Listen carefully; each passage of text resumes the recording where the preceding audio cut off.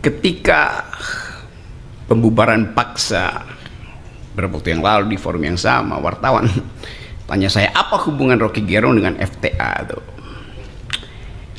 Sekarang saya terangkan dulu the origins dari forum Tanah Air. Satu waktu beberapa tahun lalu, Tata, saya ada di New York kasih ceramah untuk membayangkan the near future of the nation itu.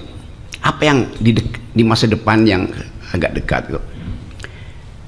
Sebelum kita ngomong itu, saya pergi ke Blue Ridge Mountain di Virginia, hiking di situ. Karena ada lagu yang saya suka itu, Country Road. Country road, take me home to the place I belong, West Virginia, Blue Ridge Mountain. Take me home, country road. I hear her voice in the morning hours. She calls me. The radio reminds me of my home far away. And driving down the road, I got the feeling that I should have been home yesterday. Jadi lagu itu karena saya suka dari awal SMA, universitas, sebagai lagu pendaki gunung, saya pastikan mau datangi tempat itu. Akhirnya saya bertemu West Virginia, ada Blue Ridge Mountain, dan ada Shenandoah River itu. Sungai yang kemudian mungkin dia mengalir dari Virginia tembus nyatu dengan sungai yang ke New York itu. Jadi di situ saya mempelajari asal usul perbudakan di Amerika tuh. Di situ pertama kali budak-budak itu dikumpulkan di sebuah port di pelabuhan sungai yang panjangnya mungkin 200 meter lebarnya itu. Di situ ada museum yang mengingatkan kita tentang manipulasi hak asasi manusia, tentang upaya orang kulit putih ini untuk menganggap bahwa kalian itu hanyalah barang the African, yang kemudian American African ini. Jadi ide itu juga menunjukkan bahwa ada tanggung jawab dari dunia beradab untuk minta maaf pada mereka yang disakiti hanya karena peristiwa politik itu. Arogansi Amerika masih ada sekarang. Arogansi itu kemudian dianggap sebagai pelindung dari arogansi Israel. Arogansi itu ada di dalam bentuk ekonomi. Arogansi itu juga muncul di dalam bentuk ideologi itu. Tetapi oke, kita anggap bahwa semua orang Amerika sebetulnya diaspora. Diaspora dari seluruh negeri di dunia ini. Nggak ada yang origin di Amerika. Yang memungkinkan kita merasa bahwa Amerika itu adalah negara di mana semua orang bisa berpikir apa aja dan tidak ada tuntunan ideologi selain Declaration of Independence itu.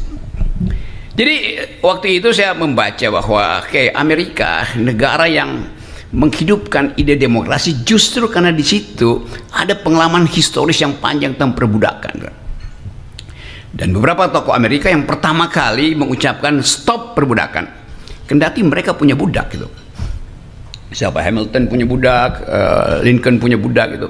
Jadi saya mencoba memahami kenapa misalnya orang semacam Tocqueville, siapa nama lengkapnya itu, Refli Harun, Alexis Tocqueville yang menulis buku yang Demokrasi in Amerika. Ada Profesor Kusnul sini. Menemukan bahwa demokrasi itu adalah habits of the heart. Demokrasi itu datang dari kebiasaan manusia itu untuk menghasilkan peradaban kesetaraan itu. Nah, kita pada waktu itu saya coba menganggap bahwa kita harus hasilkan kembali regain demokrasi di Indonesia. Lalu saya ketemu Tata, ketemu almarhum Aji, beberapa tokoh, Fahmi segala macam. Lalu sebelum saya berangkat pulang ke Indonesia, masih mampir dulu muter-muter Amerika itu, kita ngopi di warung kopi, kebanyakan warung kopi Yahudi lah di situ, di New York itu tuh, bagel, ngopi-ngopi. Lalu kita pikirkan apa yang bisa mengikat kita supaya ide tentang Indonesia yang berpikir, ide tentang Indonesia berkeadilan, ide tentang Indonesia yang percaya pada persaudaraan bisa diaktifkan segera tuh. Tentu bagaimana mungkin itu banyak betul intelektual di Amerika, di seluruh dunia. Kita bilang, kita bikin aja forum tanah air tuh. Jadi kata forum itu tidak mengikat secara formal.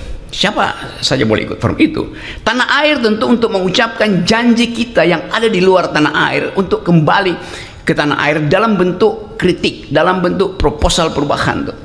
Jadi dari awal forum tanah air ini diajukan sebagai proposal akademik untuk menandingi proposal-proposal politik, proposal-proposal lembaga survei, proposal-proposal buzzer, segala macam tuh.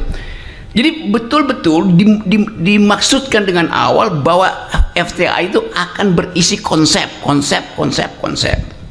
Karena itu kita kumpulkan, akhirnya dalam waktu yang tidak lama terbentuk jaringan selima benua ini kan. Jadi itu ide dasarnya itu, the origin of the ideas of Forum Tanah Air itu. Tapi kemudian Forum Tanah Air melihat bahwa ada hal yang lebih konkret yang mesti dilakukan, itu mengawasi kekuasaan. Jadi Anda lihat, bayangin, paradigmnya adalah ideas, tetapi kebutuhan konkret kita adalah mengawasi kekuasaan. Pada itu kekuasaan Jokowi. Jadi ide politik, daily politics, current politics akhirnya juga masuk menjadi kepentingan kita. Itu dasarnya tuh, supaya nggak ada lagi pertanyaan kenapa Forum Tanah Air berpolitik, padahal idenya adalah desain konseptual. Kenapa Forum Tanah Air dihasilkan justru dari Amerika, dianggap ini adalah bagian dari cawe-cawe kaum liberal atau libertarian, bukan. Jadi sebetulnya sejarah ini menunjukkan ada kepentingan dari teman-teman di luar negeri yang tidak mampu mengakses secara real time apa yang terjadi di Indonesia dalam bentuk gosip segala macam. Tapi kemudian karena dibuatkan forum, maka webnya jadi itu. Jadi kita anggap bahwa ini adalah nexus of thought, itu jaringan pikiran yang memungkinkan kita share ideas. Itu dasarnya. Nah, kalau dia berkembang akhirnya sampai dibubarkan, itu pertanda bahwa ide yang hendak kita selundupkan ke Indonesia, ide yang hendak kita investasikan ke Indonesia itu tidak disukai oleh kekuasaan. Kan harusnya kekuasaan berterima kasih karena ada audit eksternal di dalam politik, yaitu dari luar. Mereka cuma ingin audit internal. Mereka yang belajar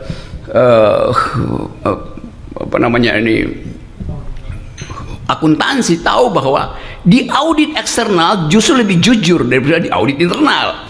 Jadi mestinya pemerintah menganggap bahwa Forum Tanah Air ini adalah sounding board yang memberi semacam apa namanya nih, apa kalau tentara bilang army readiness, kesiapsiagaan setiap saat, kan begitu maksudnya kan, ada istilah itu tuh.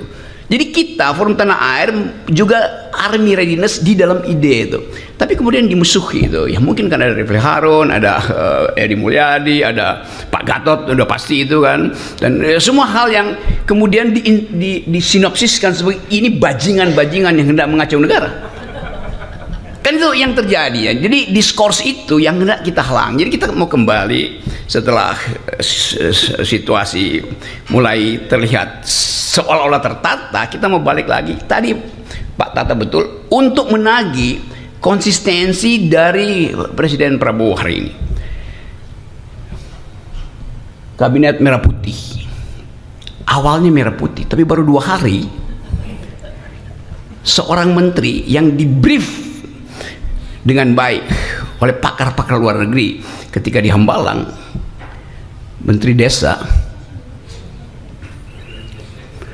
memakai kop surat Kementerian Desa untuk memerintahkan kepala desa berkumpul di sebuah desa untuk memenangkan istrinya yang sedang kampanye di desa itu. Kan Kan dari awal kita lihat bahwa briefing Prabowo itu tidak dipahami atau sengaja diabaikan oleh menteri itu karena kepentingan individual, karena kepentingan pribadi. Jadi mestinya kalau kita pakai semacam prinsip, paradigmanya adalah rakyat yang diucapkan terus oleh Pak Prabowo. Tetapi paradigma itu tidak masuk karena ada mereka yang berkumpul dalam kabinet itu datang dengan kepentingan pragmatis masing-masing. Ide di briefing intelektual, panggil semua pakar dunia. Salah satu pakar yang ngomong itu adalah perempuan tentang korupsi. Tetapi sang menteri bilang, ya ini cuman kertas ini kan tidak ada anggaran negara itu.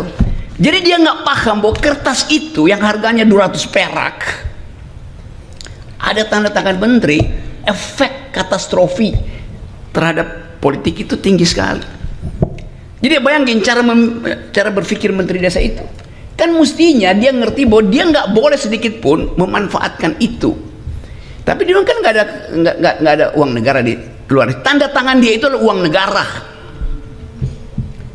Jadi bagaimana kita mau tagih pada akhirnya yang sebetulnya di awal mestinya udah ditendang dia dari kabinet kan. Jadi konsistensi itu yang tidak ada tuh. Nah itu kita mulai melihat bahwa kabinet ini dari merah putih mulai jadi merah pucat. Itu dasarnya. Nah saya balik pada soal kita. Kita mulai melihat bahwa kalau kita perhatikan dalam ya 1 minggu ini spot shot yang diberikan pada Prabowo itu sangat lebar besar. Artinya ada harapan dari rakyat. Bahkan Prabowo terbawa di dalam semacam megalomania bahwa dia akan berpihak pada rakyat. Dan mungkin juga Pak Prabowo merasa bahwa dia harus jadi sosialis pertama di Asia itu. Karena itu gabung dengan BRICS. Dia jadi sosialis pertama di Asia. Karena itu makan siang harus ada di situ. Tapi tiba-tiba kepentingan rakyat itu dibatalkan oleh ide beliau lagi yang saya dengar di Twitter lewat Raja Antoni bahwa IKN itu akan diteruskan. Ya orang yang belajar ekonomi tahu bahwa nggak di mana argumen kelayakan dari segi anggaran. Ambisi itu pasti dibatalkan oleh APBN. Nah kita mulai berpikir bahwa yang tadi disinyalir oleh Pak Tata itu mulai ada blocking di dalam kabinet ini yang diarahkan secara sangat sublim oleh presiden sebelumnya. Kan mulai terbaca di situ bahwa ini kabinet yang sebetulnya diasuh secara remote control oleh Presiden Jokowi. Orang bertanya kan dia udah lengser. Oh iya, tapi aparatnya masih ada di situ tuh. Dan kemampuan Jokowi untuk menagih tukar tambah masih ada di situ tuh. Walaupun kita tahu ya ini sebentar aja selesai sebetulnya, dan mungkin dalam 2 minggu ke depan pasti ada 2-3 menteri yang langsung di-reshuffle. Hitungan saya begitu, nggak usah 100 hari, 2 minggu ke depan. Tapi itulah political issues. Kita mau bicara tentang ide. Sekarang saya masuk pada apa sebetulnya yang harus dipegang sebagai mandat dari FTA tuh. Kita mulai membaca ada konsep yang belum diutuhkan oleh pemerintah ini. Kalau kita bertanya 2045 itu Indonesia Emas isinya apa? Di dalam politik luar negeri apa artinya Indonesia Emas? Di dalam soal keadilan sosial apa artinya Indonesia Emas? Pilihan ekonominya seperti apa tuh? Kita nggak dapat ide itu tuh. Jadi tetap kita cuma dapat ide ya akan ditumbuhkan 8% ekonomi Indonesia. Oke, 8% itu artinya itu akan ada sektor yang tumbuh kira-kira 10-20%, ada sektor yang tumbuh 1%. Kan buat dapat rata-rata 8% mesti ada yang di-push ke atas kan. Jadi disparitas pasti akan terjadi itu. Ekonomi akan jadi panas. 8% kan itu, coba tanya Bapak Antoni, 8% artinya saya beli bajai dan lalu saya suruh ngebut di jalan tol 120 km per jam tuh. Rontok mesinnya tuh. Benar Pak Antoni konsepnya. Belum lagi kita mau tagih konsep 8% itu, grossnya 8%, berapa persen ecological footprint yang disumbangkan oleh pabrik-pabrik yang akan mengoperasikan 8%. Berapa banyak deforestasi yang disebabkan oleh ambisi 8%. Berapa banyak tanah-tanah di pantai utara yang juga akan dikendalikan oleh oligarki itu yang diperjuangkan terus oleh Pak Said Didut. Jadi FTA akan menguji itu bukan karena kita cemburu atau dendam, tapi kita mau lihat kemasukakalan dari konsep 8%. Itu akan kita studi terus tuh. Kita mau lihat kemasukakalan dari proposal untuk menghidupkan kembali IKN. Apa dasarnya tuh? Yang paling penting kita tahu bahwa soal Indonesia ini yang diucapkan terus oleh Pak Prabowo adalah soal pangan. Apakah pangan ini betul-betul didesain dalam upaya untuk mengatasi krisis pangan? Atau desain ini sebetulnya udah dibaca lebih awal oleh 2-3 orang yang menguasai ekspor impor pangan dan mulai menyodorkan sesuatu sebagai umpan untuk memperoleh kepentingan, keinginan di Papua, di Kalimantan. Jadi kasak-kusuk ini soal pangan dan soal pertumbuhan ekonomi itu adalah hal yang akan kita riset terus.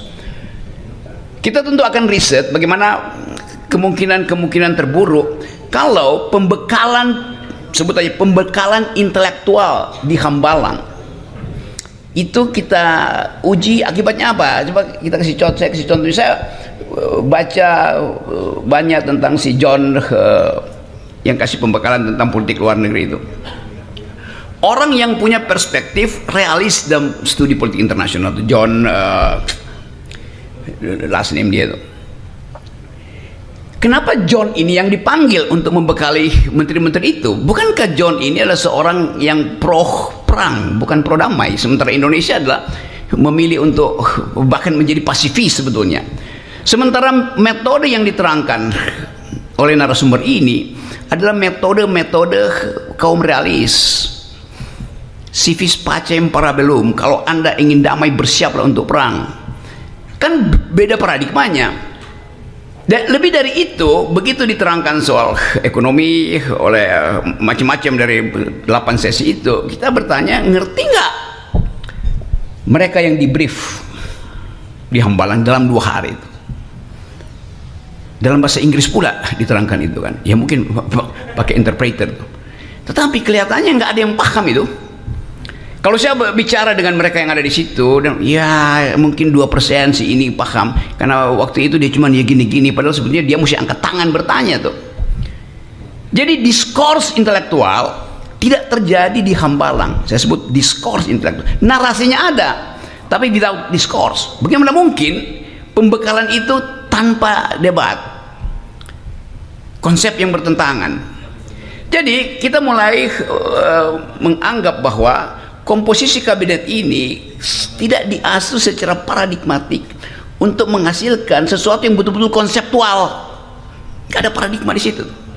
Indonesia paradigmanya damai, tapi yang diundang mengajarkan tentang cara bertahan dalam perang itu.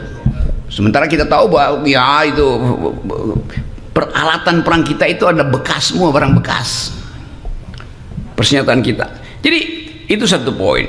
Sehingga saya menganggap bahwa ini tadi saya ngomong sama Ersben Arif, ini kayak orang naik gunung, karena saya suka naik gunung. Itu berebut tiba di atas, padahal tendanya cuma satu tuh. Hancur, kedinginan, segala macam. Ini kabinet yang berupaya untuk cepat-cepat tiba di puncak gunung dengan mengandalkan orang yang di depan itu bawa tenda 10, padahal tendanya cuma satu. Bagaimana mungkin bisa survive di dalam situasi turbulensi misalnya? Tapi oke, itu ide mereka. Kita kasih semacam dugaan awal bahwa akan ada krisis pertama, yaitu dari dalam bentuk organisasi sendiri itu. Sementara ini terlihat bahwa ada kepatuhan pada Presiden Prabowo dibawa ke Magelang. Itu simbol untuk menghasilkan disciplinary society. Masyarakat yang didisiplinkan oleh apa? Oleh latihan. Politik tidak mungkin didisiplinkan dengan latihan. Ya, mens sana in corpore sano, dalam tubuh yang sehat ada jiwa yang sehat. Iya, itu kalau Anda olahragawan. Tapi ini politisi semua yang sudah di brief dari awal oleh ketua partainya tuh. siap-siap nyolong di badan anggaran, siap-siap masuk ke komisi dan pastikan bahwa kita bisa ngintip kerjaan dari situ. Kan itu dasarnya tuh. Bagus bahwa ada stepping. Prabowo mulai dengan briefing intelektual di Hambalang, briefing mental dan fisik di Magelang. Lalu orang tiba pada pertanyaan, kalau sudah di brief dengan baik, kenapa masih ada 1, 2, 3 menteri bahkan mulai menunjukkan vested interest sendiri kan? Jadi sekali lagi, poin-poin ini hendak kita dalilkan bahwa kita tahu apa yang terjadi. Tapi apa sekarang pertanyaan kita? Batas kemampuan FTA, intervensi, nggak mungkin. Kita bukan kelompok penekan, kita bukan buzzer tuh. Kita hanya mungkin bisa mengendalikan kalau kita bagian dari sistem itu. Kita di luar sistem itu. Bagaimana mengendalikan sesuatu yang kita ada di luar sistem itu? Kita hanya mulai bisa menjejaki apa yang akan terjadi sambil melihat suasana dalam perjalanan menuju target-target dari kabinet ini kan. Perumpamaan di dalam sekarang anak-anak muda baca kembali wisdom lama, terutama stoicism itu. Saya lihat buku-buku anak muda tentang cara bertahan dalam kehidupan, cara menikmati hidup supaya tidak masuk dalam frustrasi. Orang baca lagi sekarang Epicurus. Mereka yang hidup 300-400 tahun sebelum Masehi mengajarkan banyak hal tentang cara bertahan itu. Satu waktu saya pergi ke Vietnam, masuk dalam di perbatasan Kampuchea Vietnam itu, lalu bertemu di Museum Ho Chi Minh di Vietnam, Hanoi. Di museum itu, di samping museum Ho Chi Minh ada museum kecil di situ tentang sejarah pemikiran Ho Chi Minh di dalam era pertarungan ideologi dunia.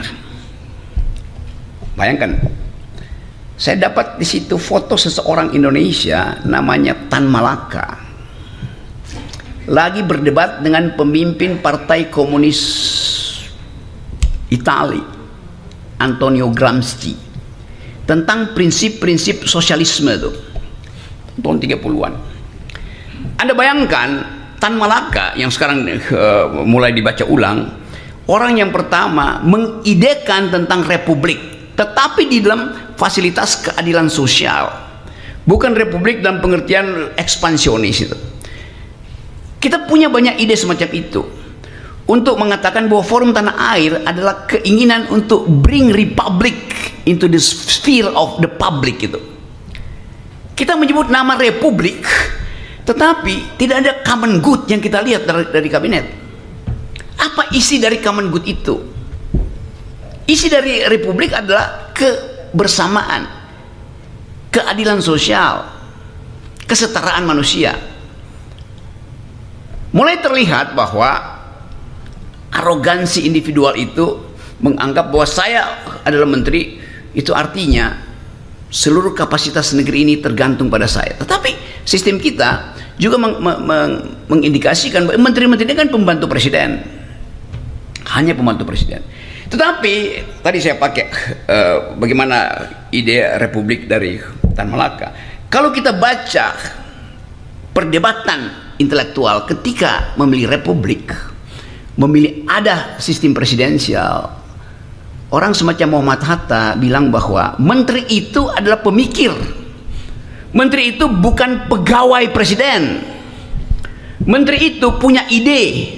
Karena itu menteri harus di bail out dengan semua ide itu. Jadi sebetulnya dari awal menteri itu otonom untuk menghasilkan pikiran. Tetapi dalam perjalanan menteri itu akhirnya hanya jadi petugas presiden. Kalau kita balik lagi pada ide itu, menteri itu kita tagih pikiran dia di bidang yang dimintakan oleh konstitusi untuk dia pelajari. Menteri perdagangan itu bukan orang yang doyan impor doang. Dia mesti ada ide tentang Indonesia mau ditempatkan di dalam pertengkaran ideologi ekonomi dunia. dengan fasilitas seorang libertarian, seorang komunitarian, atau seorang sosialis, kita mau dengar ide itu kan. Jadi ini kesempatan bagi FTA untuk membongkar juga dokumen-dokumen awal negeri ini, supaya kita tahu republik ini mau diarahkan kemana. Kalau saya datang ke Papua, satu waktu saya kasih kuliah di Papua, ada satu orang tanya, Pak Rocky, menurut Pak Rocky, kami menerima Pancasila, kata orang Papua. Tapi menurut Pak Rocky lebih penting mana, sila kedua atau sila ketiga? Bayangkan coba. Dia bisa pikirkan itu tuh. Dengan cepat saya bilang, pasti kalian ingin sila kedua tuh. Kemanusiaan yang adil dan beradab harus mendahului persatuan Indonesia. Tepuk tangan semua itu. Kalau udah intel di situ, saya pasti ditangkap. Karena dianggap mempromosikan kemerdekaan Papua tuh. Karena mestinya persatuan lebih dahulu. Tetapi secara ideologis, Bung Hatta juga akan setuju bahwa tidak mungkin ada persatuan kalau ada disparitas ekonomi, ada rasa tidak damai pada publik tuh. Jadi kita mau bongkar itu. Jadi saya ingin supaya Forum Tanah Air jadi tempat untuk membicarakan ulang the idea of republic di dalam sejarah perjuangan kita. Itu yang hilang. Itu yang menyebabkan anak-anak sekarang itu, anak-anak muda itu menganggap ya republik iya. Ada seorang pelajar di Turki, satu waktu saya kasih kuliah di Turki, dia angkat tangan, dia tanya, kita republik bener, respublika ada, tapi yang diurus adalah kepentingan privat. Jadi bayangkan anak muda ini mulai memikirkan, loh katanya republik, terus dia bilang saya nggak mau pulang selama republik itu tidak mengurus respublika. Kenapa kamu nggak mau pulang? Dia bilang saya baru lulus PhD, dapat beasiswa dari negara, saya malu kalau saya nggak pulang, artinya saya nyolong. Tapi saya tanya, kenapa kamu nggak pulang? Kalau saya pulang Pak, dengan pangkat sekarang doktor, saya akan kembali pada bos saya yang setiap hari suruh saya markup anggaran. Is it a kind of republics? Jadi anak-anak muda ini juga mulai cemas melihat bahwa mereka tahu, akhirnya mereka mulai membaca sejarah pembentukan republik. Jadi Forum Tanah Air di dalam keadaan diasporik akan mengupayakan ada jaringan diaspora yang hendak mengembalikan pikiran di dalam pertengkaran politik. Pikiran di dalam pertengkaran politik. Sama seperti ketika negara ini dibangun, ada pertengkaran politik di konstituante, 3 bulan terus-menerus berpikir tentang ide. Sekarang ada kesempatan buat dunia diancam oleh Perang Dunia Ketiga. Ekonomi mulai mengalami ya ketidakmampuan untuk mengambil sikap, misalnya bahwa kita mau pro growth di dunia itu atau pro human solidarity. Kita tahu bahwa dunia ini sekarang isunya kan ya biasalah, isu cuma global security adalah isu bersama kita, environmental ethics adalah isu bersama kita, karena kita nggak bicara lagi NKRI harga mati. Ini planet harga mati itu yang jadi isu dunia. Yang ketiga human solidarity. Jadi kalau FTA mulai untuk menuntun negeri ini dengan 3 isu itu, global security, banyak pakar di sini, environmental ethics, berlimpah pikiran tentang krisis lingkungan, dan human solidarity, 3 ide ini akan comply dengan ide-ide dunia. Jadi seterusnya nanti mewakili FTA, saya ingin teman-teman bantu kita untuk secara intensif membicarakan 3 isu ini. 1, global security, karena kita akan terlibat mau tidak mau di dalam pertandingan global. Environmental ethics, karena tutupan hijau kita itu berkurang, walaupun gengnya Jokowi bantah tuh, Rocky Gerung itu bohong tuh, tutupan hijau kita justru bertambah kok, nggak ada deforestasi. Lihat aja dari drone, hijaunya tambah. Saya bilang iya, you zoom in di situ, you tahu itu hijau lapangan golf, hijau sawah yang akan dicetak di Papua, hijau sawit yang semuanya monokultur. Bukan itu yang disebut green di dalam sustainable ideas of green economy, circular economy. Jadi sekali lagi, tadi saya bilang apa? Jadi FTA punya 3 kurikulum. 1, kita akan pantau global security, termasuk posisi Indonesia di dalam persaingan global security ini. Yang kedua, environmental ethics, ini penting sekali dasarnya. Saya masih ada waktu nggak? Saya mau terangkan agak panjang nih supaya sekaligus kita dapat ya. Soal environmental ethics, satu waktu saya ngopi di Nah lagi ya,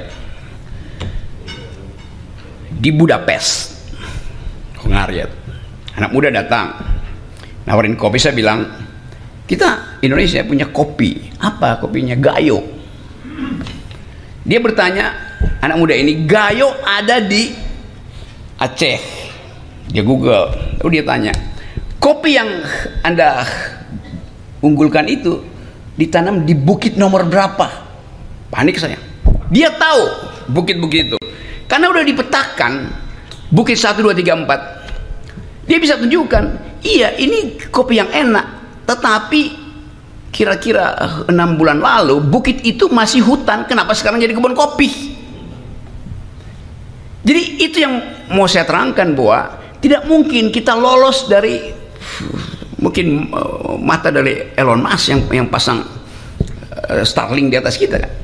Itu yang saya ingin supaya kita mengerti, bahwa semua hal yang kita bicarakan juga connected dengan ide-ide dunia. Saya ngomong tentang hilirisasi. Anak muda Eropa angkat tangan. Memang ada hilirisasi, energi di hilir itu bagus, tapi problemnya bukan apa yang ada di hilir, tapi yang ada di hulu. Apa yang ada di hulu? Kotor secara politik, bersih secara hilir, kotor secara politik. Dan itu juga yang diiyakan oleh Hasyim Johanikusumo kemarin, bahwa 10 orang Indonesia itu menguasai industri hulu itu tanpa ada persaingan di dalam lelang yang masuk akal. Jadi ada monopoli di hulu itu. Bagi orang Eropa itu, anak-anak muda Eropa terutama, itu hanya kotor secara politik karena cuma ada 4-5 pemain nikel. Jadi kita mesti lihat cara berpikir baru itu, bahwa orang nggak persoalkan energinya bersih, tetapi diperoleh dengan cara bersih apa tidak. Jadi FTA, karena ini adalah diaspora, ada di mana-mana di 5 benua. Juga kita akan kumpulkan narasi-narasi kecil supaya kita mengerti bahwa suatu waktu anak muda Eropa ini dia akan ban kita karena menganggap kalian do not speak environmental ethics.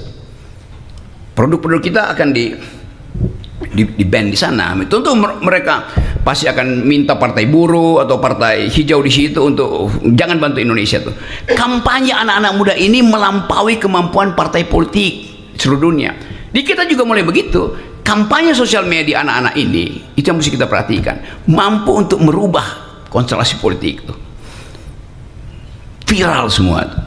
Jadi suara anak muda ini juga akan jadi perhatian FTA, bahwa mereka lah yang memang berhak untuk menghasilkan masa depan. Dan bagi kita yang ada di sini sekarang, kita ingin ingatkan bahwa yang kita sebut sebagai kabinet hari ini sebetulnya itu hanya semacam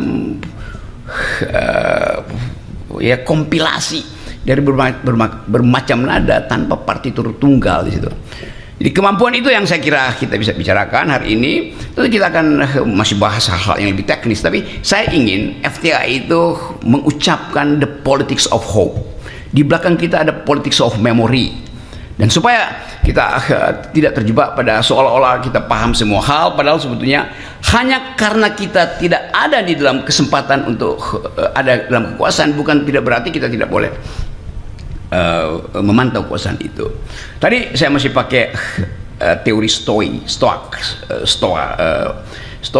stoicism itu filsafat yang mengajarkan keteguhan hati, bahkan memanfaatkan kesulitan itu untuk membekali diri dalam kesulitan kita yang kita nggak ada di dalam. Kita nggak mungkin kontrol yang ada di dalam, tetapi kita bisa katakan bahwa kita di dalam perjalanan menuju 2029 kita tahu apa yang sedang terjadi. Satu waktu Epictetus itu kasih semacam metafor. Bayangkan ada kereta yang dikendalikan oleh seseorang, di belakangnya terikat anjing yang harus ngikutin kereta itu.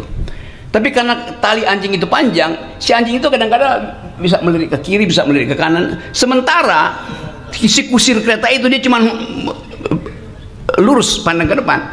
Anjing ini punya kemampuan untuk menangkap energi kiri kanan, punya kesempatan untuk menyaksikan panorama yang lebih indah daripada si kusir. Tentu kita bukan anjing, tetapi kita ingin manfaatkan perumpamaan itu, bahwa di dalam keadaan di mana kabinet dikontrol oleh sang kusir atau sang kasir di baliknya, kita manfaatkan kelegaan kita untuk membaca keadaan.